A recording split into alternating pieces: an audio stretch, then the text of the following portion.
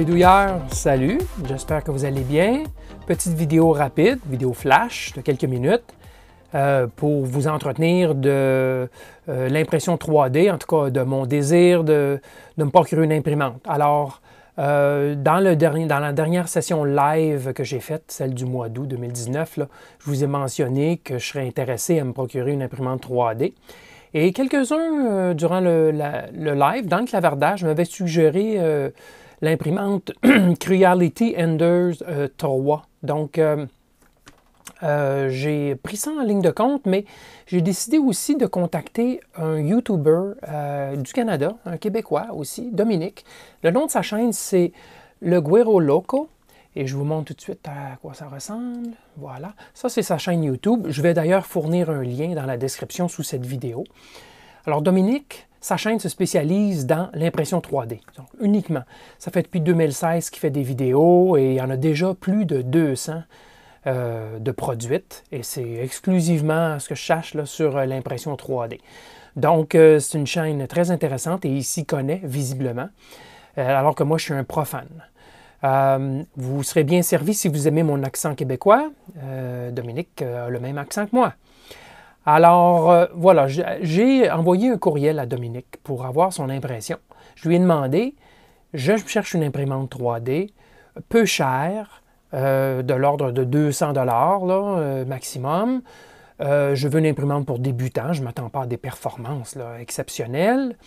Je m'attends à ce qu'elle fonctionne uniquement avec le plastique le PLA, qui est le plus commun des plastiques là, et le plus facile, je crois, à travailler aussi.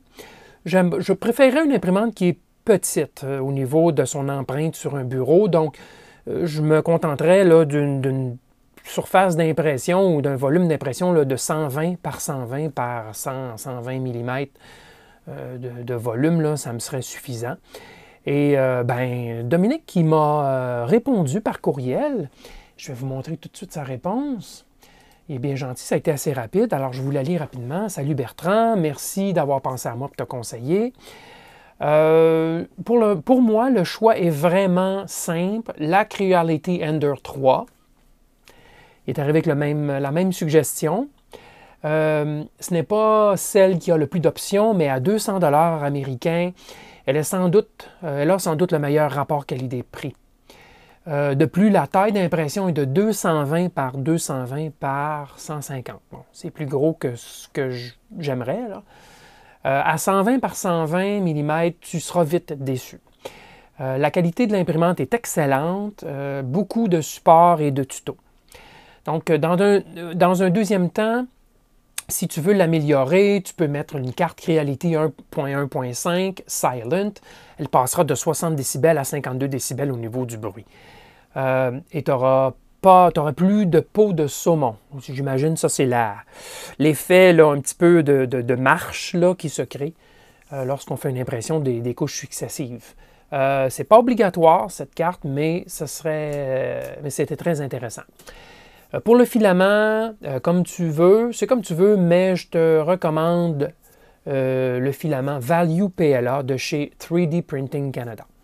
Alors ça, c'est son impression personnelle et c'est exactement en ligne avec les suggestions que d'autres m'avaient fait. C'est plus gros comme surface que ce que j'aurais espéré, mais il y a peut-être raison, en effet, que je vais m'en mordre les doigts plus tard si j'ai une trop petite imprimante. Donc, je vais procéder, je vais passer la commande.